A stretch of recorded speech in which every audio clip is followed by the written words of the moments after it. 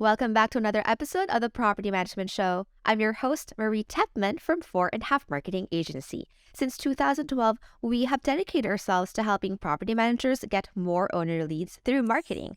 Whether you need help with a website, SEO, reputation, content marketing, social media, Google Ads, you name it, we can help you. Visit 4andhalf.com to learn more. That's FOURANDHALF.com. Today, we are interviewing the power couple behind Hampton & Hampton Management and Leasing, located in Central Florida. Welcome back on the show, Scott and Kim. Hello, how are you, Marie? Good afternoon. Thank you for having us. Yeah, I'm really excited to have you on the show. It's your first time, I believe, on our show. And so to give our listeners a bit of context on your background, can you briefly tell us how you got started in property management? You want to go first? You want me to go first? Go ahead. Mine is a little bit strange, but I was a school teacher in my previous life, and that's what I went to college for. And one day I decided, you know what, I'm not making enough money. And I actually ended up at a multifamily building, brand new, that they were doing a lease up. And I asked for a job, and the district manager was there, and they loved me. And that's kind of how I started in this crazy world. It was a move in, sail out. And we were doing a 2-day cruise to nowhere. I still remember it. But that's kind of how I got started. It was kind of happenstance. It was just, I happened on that property. And, 30 years later, here we are. How about you? For myself, I won't say when it was, but it was in Austin, Texas. We would buy and flip properties, rehab them, and have rentals. Moved to Central Florida and ended up working for a large property management company there, doing single family and small multifamily, and have kind of done it ever since. Yeah, I mean, given that, actually. Yeah. Oh, interesting. Tell me. Yeah, we had offices next to each other. Yeah. And we didn't want anyone to know that we were dating. So he would just call me on the phone. Yeah.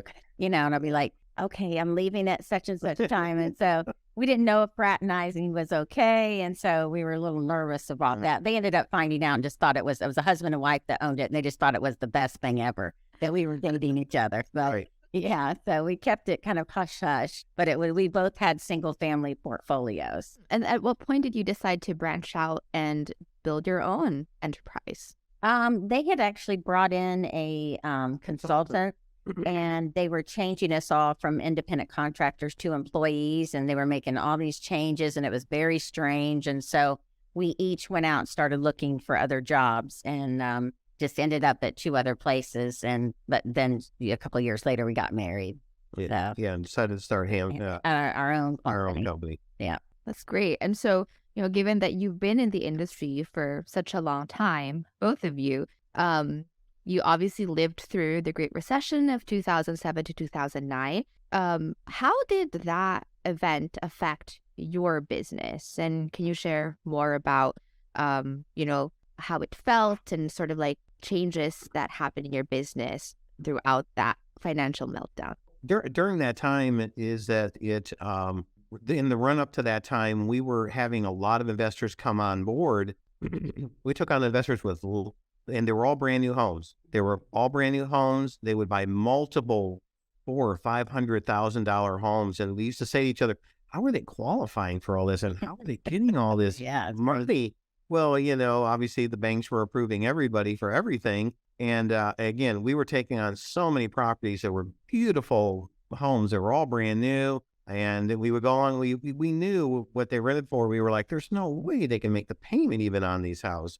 Well, a lot of them would tell you, well, look, everybody was into that game of, I'm going to buy it, it'll go up $100,000 next year. I'm going to sell it and make $100,000. Well, then the end came, and how we ended up finding how the end finally really came. There was no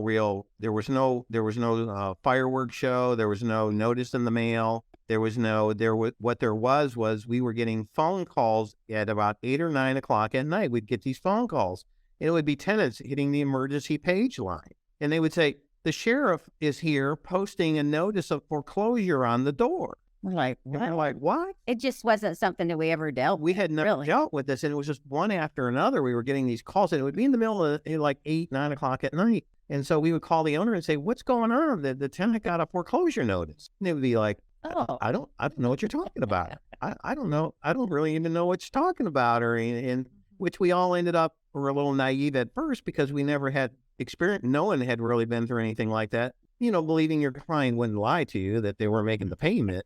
And then obviously the realization started coming home when obviously the foreclosures actually started to go through, and owners started to admit that they hadn't made the payment in months and they were just collecting the rent. And so suddenly we were having, at least 100 properties. It was at least 100 properties a year, if not more, were getting foreclosed on. How big was your portfolio back then? Oh my gosh. I don't know, probably 400 or 500 maybe. yeah. So it was scary. You're wondering to yourself, oh my gosh, are we still going to have a business? I mean, we got to one of our checklists is see if the owner's in foreclosure before you take them on. Wasn't something we ever had to do before, so that was something we had to change. But it got crazy to the point, and people don't understand, it got so crazy to the point right before what they would do is they'd stop paying the homeowners associations too. So then what happened was some of the homeowners associations, because they were desperate for money, because they had so many foreclosures, they would stop the tenants at the gate and not let them through. And the tenants were calling saying they won't let me through until you pay the dues. Oh, which wow. they're really not allowed. Which they're really not allowed to do, but they were doing to try to get the money because they were desperate for money because the owner wasn't paying them either. And so that ended up being another whole mess of that we had to learn. And we would had a thing called a foreclosure disclosure. We did. We had an attorney write up a foreclosure disclosure.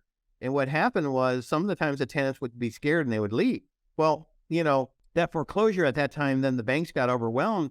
That foreclosure could go, we've seen them go up to 4 years that they didn't foreclose, that it just sat there. So what was happening was owners would kind of want to rent them out, or the HOAs, what would happen, the HOAs would foreclose on the house themselves, and they would haul us and hire us to manage a house in foreclosure that they foreclosed on. To get their money, to get the rent money, for the dues. And so our attorneys wrote up a foreclosure disclosure. So when we would show it to people, we'd say, look, the house is in foreclosure. We just want to let you know they can foreclose at any time, but we're going to rent it to you for $500 a month less than market. And people were like, okay. And they were like, okay, great. It is the craziest time. Yeah. And then the other thing that we would do is we were hired then by banks. We were hired by a lot of banks, and we would do things called cash for keys. So the banks would hire us and say, go to this house and see who lives there, because they don't even know who lives in the house at that point.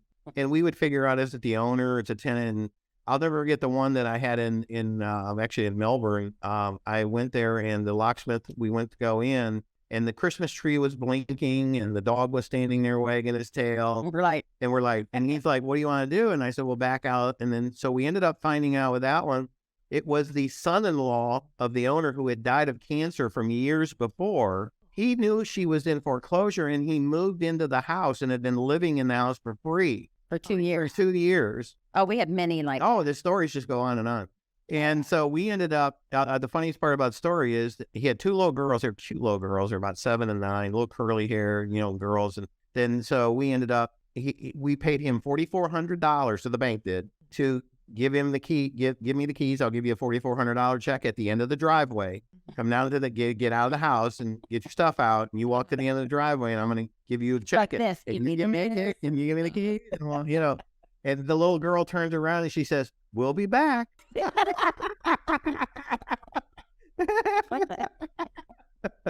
I looked at her. I know. I said, she did not say that. Yeah, she did say that. We'll be back. And I thought, oh my God, you can't dream this out. We always swear we're going to write a book, but we haven't done it yet. Yeah. You definitely should. It's definitely crazy. And so, were there any difficult decisions you had to make within the business during that crazy, crazy time? Do you have to let people go? Any big changes? Counseling? No, just kidding. I would be surprised. So no, the reason wasn't. It was really just kind of scrambling around trying to figure out each situation as it came down.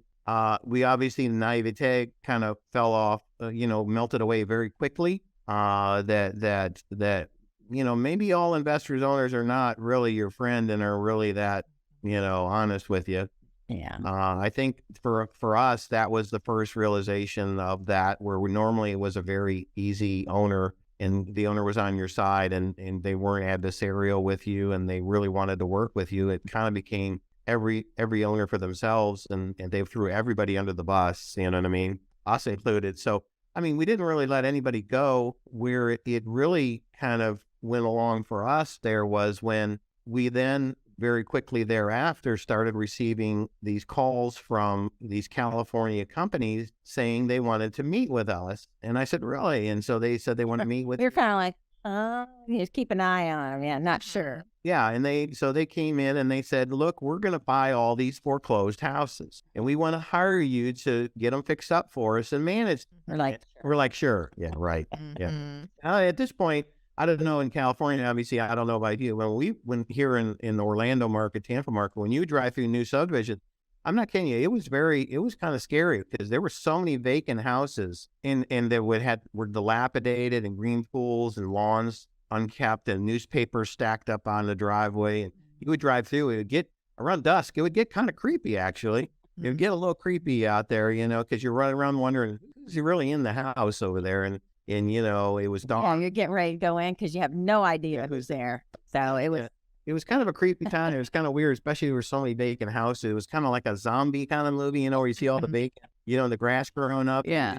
You know what I mean? It was like that. And you'd see cars in the driveway. You don't know. Or is someone there? Is that the neighbor just parking there because he can park there? Or who is that? Is someone in the house? So all these subdivisions just kind of went under. It all just went under. Yeah. So these guys came in and said they're going to buy all these properties. So we got on board with them, and so they did, and we did all kinds of crazy wheeling and dealing deals with these guys. They people in the houses. Yeah, with all kinds of cash for keys. They were buying foreclosures. I mean, we were doing all kinds of crazy things with them to start buying the houses. And so that first group, and I won't say the word, that came through, they bought about 400. We're getting like 20 a week. Yeah, so it was crazy. Yeah. And we had to do all the rehab and rent them, manage everything. Yeah, all the way through. We went public with them. They actually went in they're a public company current. Mm-hmm. They're a large public company. And you're not going to share the name. It's fine. No. So, we did several others thereafter. Then suddenly it obviously that was kind of a turning point for us to say, this is our next, as the owners kind of, I call them the onesie twosie owners, or sometimes we call them retail owners, meaning a guy with one house, one property, one duplex, one property. It kind of started to shift. It shifted it into an institutional world where that's when they stepped in and started buying these houses in mass. And, we obviously jumped on that train and grabbed that ring when it went by and held on tight. It's been very good to us. And probably the biggest change for us too has been technology. When the hedge funds got into all this and buying all these, I feel like in property management, it ramped up so fast because I came from multifamily over to single family, and we really didn't have a lot of great technology.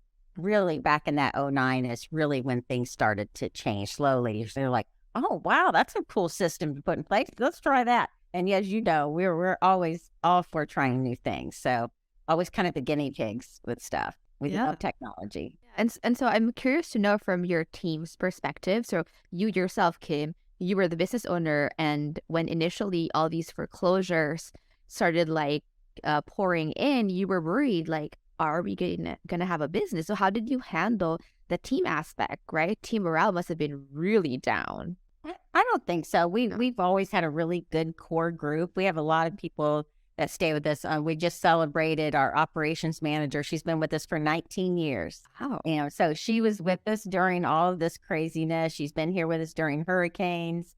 She has been there, done that. And some people have been 10 years, 8 years. These people have all been with us. And really, it was just maybe 4 or 5 of us during that time. And Scott and I worked in the business then, not so much over top and on the business. So we really were a part of that.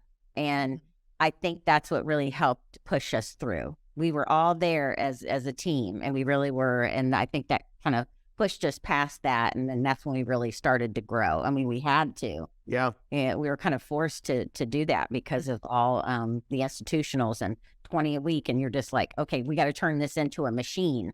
And that's what we did. That's really, I think, was a big turning point in our company in 2009. Yeah.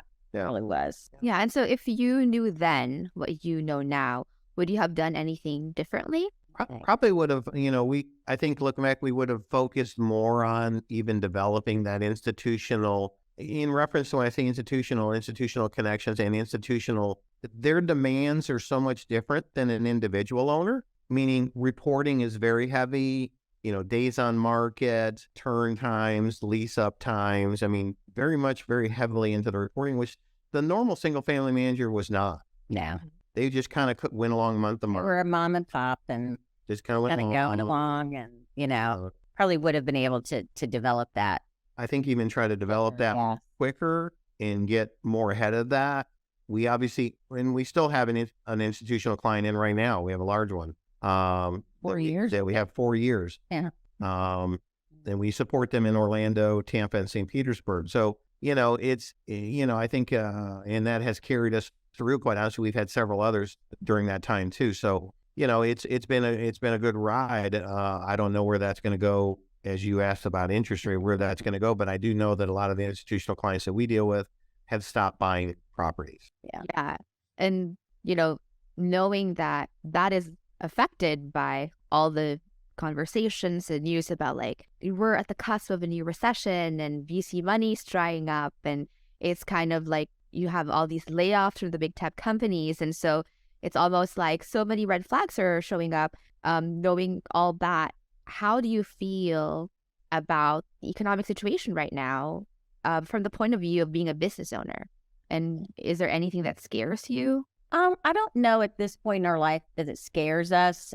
We're kind of like, our NARFM friends that we've kind of grown up with. We're all grown up now. And a lot of us have basically got into other things.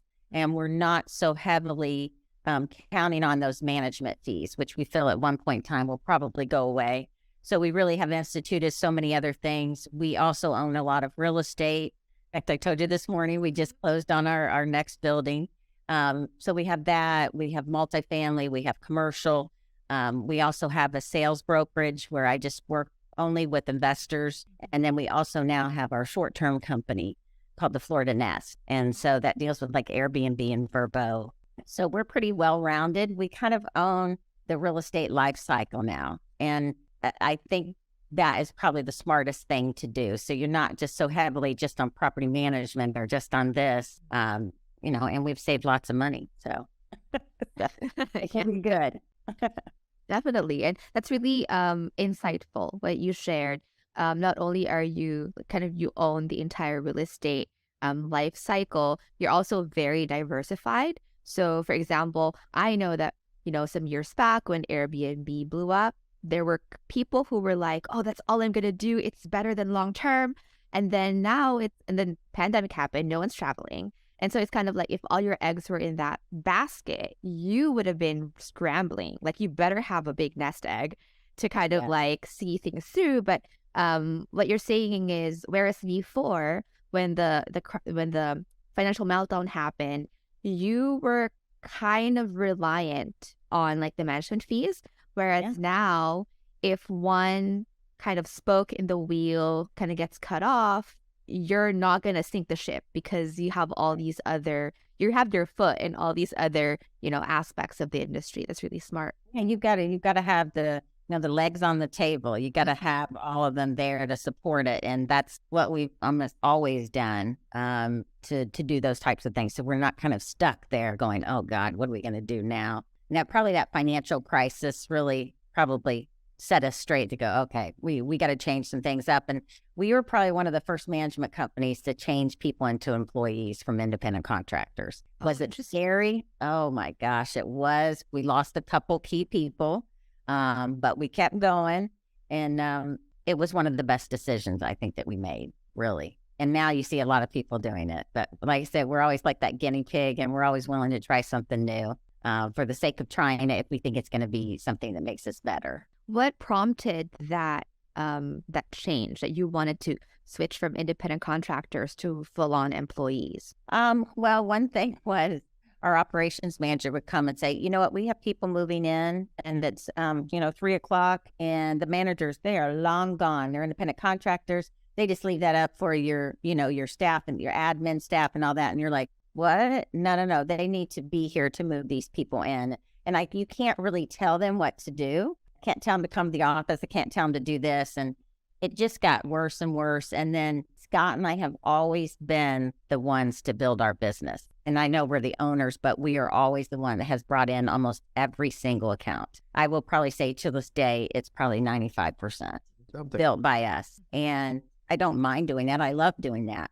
But when you just keep handing people, feeding them like a bird, just keep feeding them, they're going to take that. They're going to take. And, all of our managers make six figures, all of them. But most of that's because we've given it to them. Not that they don't work hard. It's not my point. They work their butts off. But we have given them basically everything. They haven't had to go out and farm and, network and do all these things like we have done. And that was a big turning point for us. We're like, we can no longer afford to do this, really. So we needed to set some parameters. We pay them very well. They still make a lot of money. They don't make as much money as they would if they were, an independent contractor. But then they also would have to get their own business. So it was a big point for us. And it was a very hard decision, but we knew we had to do it. Mm-hmm. Yeah. And so was that the start of the shift from both of you working in the business and now being able to, go a couple steps higher and work like on the business? Yes, absolutely. Yeah, absolutely. Big adjustment there. And I even used to do the bookkeeping and I used to do these different things. And I was like, hey, you're just working yourself to death. And really, all of that kind of transition around that time. And it just was a big shift in that like 2009, I think. Yeah, maybe. Yeah, around that time. It like forced you to grow up and it forced you to rethink how you're doing business. Yeah, because you get stuck in your own self, and you don't sometimes look with blinders on. And we've always been people to really think outside the box and do whatever we want to do. I always say I don't have to do it the way everyone else does. And I think that was the big start of us really just making changes and doing all kinds of different things, and kind of a trendsetter maybe at that time. It's really wonderful.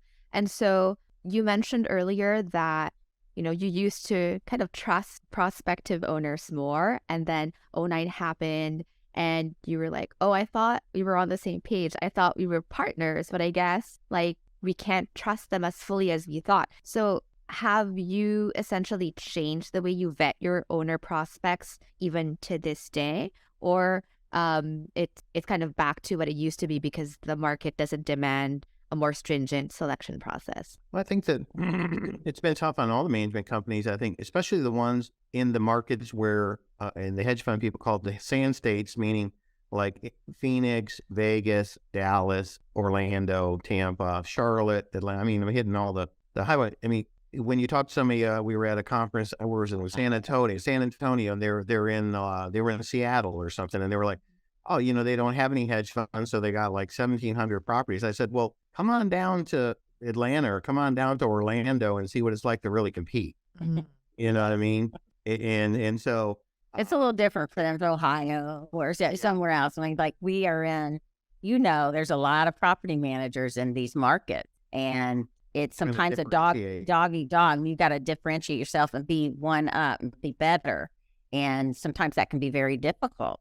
And I think over the last couple of years, it's been really tough for the management companies because obviously so many owners were selling because the prices went up so much and they weren't obviously being able to replace what got sold. So that's I know has been a tough for everybody. And so, as you said, start to look at other avenues of business, be it short term, be it working with institutional people, be it work with buying your own investment properties and doing what you do best, obviously. So, I think it's been tough on all the managers and had to kind of almost like recreate yourself. But these owners too, you really still have to vet them. Yeah. And I think because of what happened in these last 10 to 15 years, changed people. And of course, over the last couple of years with COVID, people are somewhat reluctant to sign or agree, or are you real? Are you okay?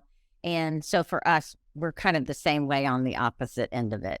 Do they do this? Have they been to 4 other management companies? Like, why? and, do they own their home and how long have they owned it? What do they do? Like, you really got to ask CIS, you got to dig in there and find out everything. So we are probably a little more stringent than we were before. And not every owner is a good owner, for sure. And so we don't take everybody. And maybe in our younger days, we're like, oh, yes, got a new account. It's the greatest. And they're probably going to be the worst owner in the world. And you never should have taken them. But again, it was a different time, a different world. Now you do have to be extremely careful in what you do. So do you find yourselves firing owners nowadays, or you still do? Yeah, we call it self-manage. That an owner needs that we recommend you self-manage. I love that. Yeah, we don't even think fire. We call it self-manage. We think self-management is probably a better option. Yeah. Oh, I love that, because I always think, like, what if they badmouth you? What if they go online and make up stories about like, oh, they fired me because they couldn't handle my property. But I love how it's so empowering. Like, oh, we recommend you self-manage. We think you can do it. You have what it takes to self-manage. It's a different twist on it. So we do that. Yeah. Yeah. So it makes the hit a little softer. Yeah. And, it's good that you're protective of your portfolio in terms of the fit, right? Because, at 4.5, we always talk about, like, you have to figure out who your ideal client is, because if you're just looking at the numbers, like the doors you manage, like, an owner might be taking up most of your team's time and you don't even know about it. And like, no one wants to go to work because they have to deal with that owner, versus if you just let go of them, you'll get more productivity out of your team and then probably more profitable because they're not sucking you dry. Kind of the old 80-20 rule, I don't even think it's 20%. I would say probably 5% really are the problems, they give you the worst time or call you 50 times a day or, and the managers will let us know that. And we actually have teams that work on things. We have tenant coordinators, we have accounting, we have managers. So they all work together. So obviously we will know these things. They will shine the light on it and let us know. We need to have them self-manage. That's really wonderful. And so, speaking of, moving forward, how much growth are we expecting in the next couple of years? I know that you have a lot of things that you're excited about, that you have in the back burner or you're currently working on.